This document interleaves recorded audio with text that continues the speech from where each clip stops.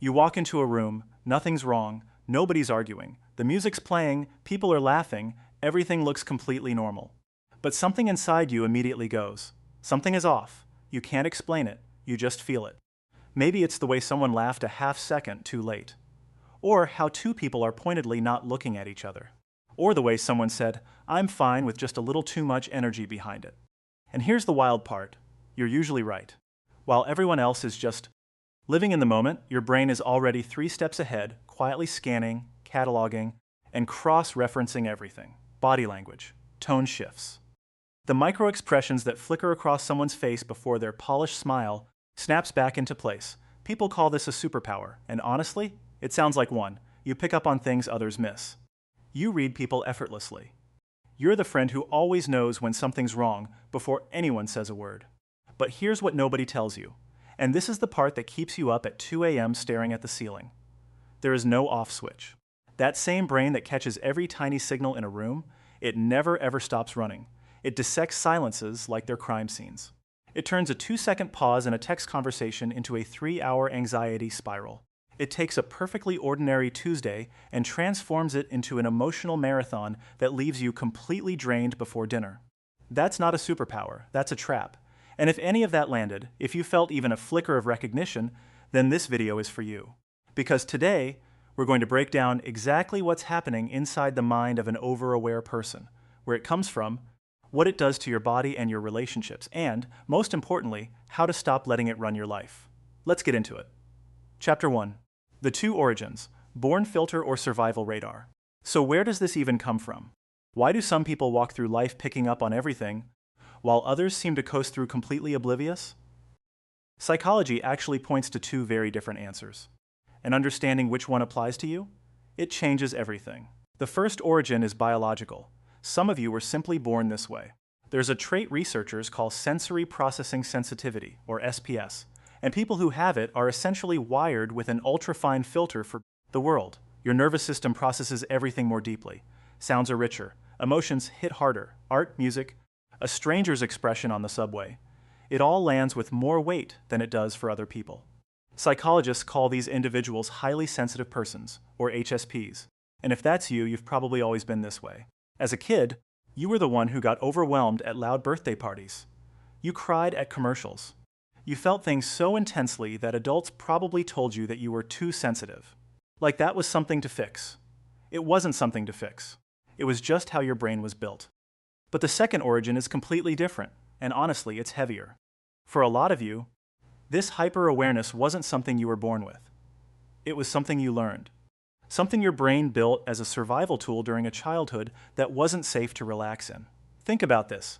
Imagine being a kid in a home where the emotional temperature could shift without warning, where you learned to listen for the specific sound of car tires in the driveway, because that sound told you whether tonight was going to be okay or not, where you memorized exactly how hard a cabinet door slammed so you could gauge how much danger you were in before a word was even spoken. That child's brain wasn't overthinking. That child's brain was working. It was building a sophisticated early warning system because the cost of being caught off guard was too high. Neurologically, what happened is your amygdala, that's the part of your brain that functions as your internal alarm system, got activated so consistently and so intensely that your neural pathways literally rewired themselves. Your brain became expert at detecting emotional danger before it arrived. And the thing is, that system worked. It protected you. It helped you survive. The tragedy is that you're still running it now, in your office, in your relationships. In rooms where there is no actual danger, your brain learned a skill it can't unlearn, and now it applies it everywhere. So if you're an overthinker, an overanalyzer, someone who can't stop reading between the lines, you are not broken. You are not too much. You are someone whose intelligence was shaped by survival, and that deserves some serious compassion, not shame. Chapter 2. Living inside the hidden equations. Okay, so now that we know where it comes from, let's talk about what it actually feels like to live inside one of these minds, because if this is you, you already know it's exhausting. But let's name it so clearly that you feel genuinely seen. Sign 1. You live in constant analysis mode. Ordinary conversations are not ordinary to you. They are puzzles. Hidden equations you feel compelled to solve in real time. Here's a dead simple example. Your boss sends you a Slack message at 4 p.m. on a Thursday. It says, hey, can you come see me for a minute later? That's it. 8 words. But your brain? Your brain does not read 8 words. Your brain reads an entire situation. Did I miss a deadline? Did someone complain about me? Is this about the project? Was my tone off in the last meeting? Should I reply now, or does that seem anxious? What does a minute mean? Is that casual, or is a minute actually code for something serious? All of that, in approximately 4 seconds. Most people would just reply, sure, and go back to their lunch. You spent 45 minutes stress eating at your desk. There's actually neuroscience behind this. There's a system in your brain called the default mode network, the DMN, which handles self-referential thinking. In most people, the DMN kind of dials down when they're not focused on anything in particular. It rests. In your brain, it doesn't rest. It keeps going. It keeps running scenarios, replaying conversations, scanning for threats. While your body might be sitting still, your brain is running a hidden marathon. And that's why you can feel completely exhausted after a day where you technically did nothing. Sign 2. Your awareness doesn't just point outward, it turns on you. This is the one people don't talk about enough. Yes, you analyze everyone else, but the camera also swings around and points directly at you. This is called metacognition, basically, thinking about your own thinking. Your prefrontal cortex is working overtime, constantly monitoring and evaluating your own emotional state. So you feel sad, and then immediately, a second voice shows up and says, why are you sad? You have so much to be grateful for. Other people have real problems. You're being dramatic. You laugh at a party, genuinely, freely, and for one beautiful second, you're just present. But then, almost instantly, a part of your mind floats up to the ceiling and starts watching you from above. Was that laugh too loud? Did that sound fake? Did anyone notice I was trying too hard? And just like that, the moment is gone. You are simultaneously the person living the experience and the critic sitting in the back row, judging the performance. And that is an absolutely exhausting way to exist. Chapter 3. The Loss of Innocence and the Empathy Trap. Here's one that might actually hurt a little. Bear with me. Sign 3. You've lost relational innocence. There's a concept in psychology called theory of mind. It's the ability to understand that other people have their own thoughts, feelings, and hidden motivations. Most people develop this naturally. But in over-aware people, it goes into overdrive. You don't just see what people do. You seize the backstage. You see the machinery behind the curtain. Your coworker brings you coffee out of nowhere and says they were just thinking of you. Sweet gesture, right? For most people, it's just a nice moment. For you, your brain is already running. Why today specifically? What do they want? Is this guilt? Are they softening me up for something? A date is confident and charming, and instead of just enjoying it, you're watching the confidence like it's a stage performance. And you can see the fear of rejection hiding just behind it. Promises start to feel fragile the moment they're made. Apologies feel rehearsed. Compliments feel strategic. And here's the brutal part. Sometimes you're right. But even when you're wrong, this way of seeing the world makes genuine connection feel nearly impossible. You can be surrounded by people who care about you and feel completely, devastatingly alone. Because you can never fully land in a relationship without part of your mind staying at a distance, watching and analyzing. Sign 4. Your empathy has no off switch. I need you to really hear this one. Your empathy is not a skill you turn on when you choose to be compassionate. It's a permanent state. It's always on. Most people experience cognitive empathy. They understand intellectually that someone else is going through something hard. But over-aware people experience emotional empathy. You literally absorb what other people feel. Your mirror neurons are running at full volume all the time. Someone next to you on the bus is nervously tapping their foot, and you can feel your own pulse start to speed up. A friend tells you their marriage is falling apart, and you carry a dull ache in your chest for days after the conversation. And because you're so good at reading people, everyone gravitates to you with their problems. You become the emotional container for your whole social circle. The friend everyone calls. The one who always knows what to say. Which sounds lovely, except nobody is doing that for you. And you're running on empty, quietly absorbing everyone's emotional weight while pretending you're completely fine. Chapter 4. When your body sounds the alarm all right. We've talked about what's happening in your relationships and your mind, but let's talk about your body, because this is where it gets really uncomfortable. Sign 5. Your anxiety lives in your body, not just your head. There's a concept called interoception, your brain's ability to sense what's happening inside your body. And in over-aware people, this system is cranked up to a level that causes serious problems. Here's a perfect example. You have an espresso. totally normal. Your heart rate ticks up a little, completely harmless, just caffeine doing its thing. But your brain intercepts that signal, misreads it as danger, and before you even consciously process what's happening, your body has launched a full stress response. Cortisol floods your system. Your breathing gets shallow. Your hands go slightly cold. You're not in danger. You drank coffee. But your nervous system responded like you were. Normal physical sensations, a fast heartbeat, a tight chest, a weird flutter in your stomach, become emergency data. Your body is constantly reporting back, and your brain is constantly misinterpreting the reports.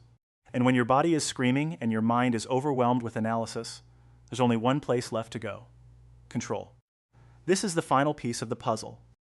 When everything feels unpredictable and your emotional and physical system is maxed out, your brain reaches for the one thing that feels like safety. If I can just predict everything, I can protect myself from pain. So you start running simulations. You play out conversations before they happen. You plan responses to responses to responses. You imagine the worst-case scenario in graphic detail, not because you're pessimistic, but because your brain genuinely believes that if you've already survived it in your head, the real version won't hurt as much. What if they pull away? What if this goes wrong? What if I say the wrong thing and ruin everything? You call this being prepared. But there's a word for what it actually is: analysis paralysis.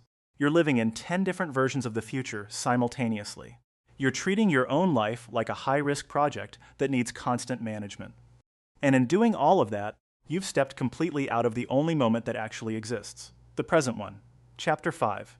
Turning the laser into a candle, okay. You've sat through a lot of uncomfortable truths. Let me give you something real to work with. And I'm going to start with the hard truth, because I think you need to hear it clearly. You cannot turn off your awareness. That is not the goal. Asking you to stop being perceptive is like asking someone with perfect vision to see blurry. It's not possible. And honestly, it's not desirable either. Your awareness is part of who you are. The goal is not to destroy it. The goal is to stop letting it run you. Here's how. Principle 1. Not every silence is a message meant for you. Someone doesn't smile at you in the hallway. Your brain immediately drafts a story. But here's the truth. They might just have a headache. They might be thinking about their grocery list. They might not have even seen you. Not every gap in a conversation is pregnant with meaning. Not every unanswered text is a signal. Sometimes people are just distracted, tired, in their own world. You have to practice, and I mean actively, consciously practice, catching yourself when you start personalizing neutral information.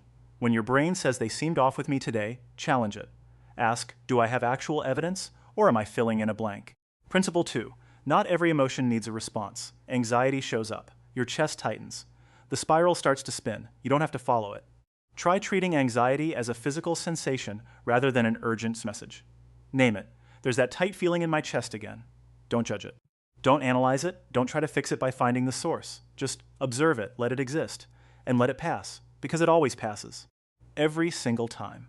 The more you treat anxiety as something that needs to be solved, the more power you give it. The moment you can sit with the discomfort without chasing it, you take that power back. Principle 3. Your insight is a gift, not an obligation.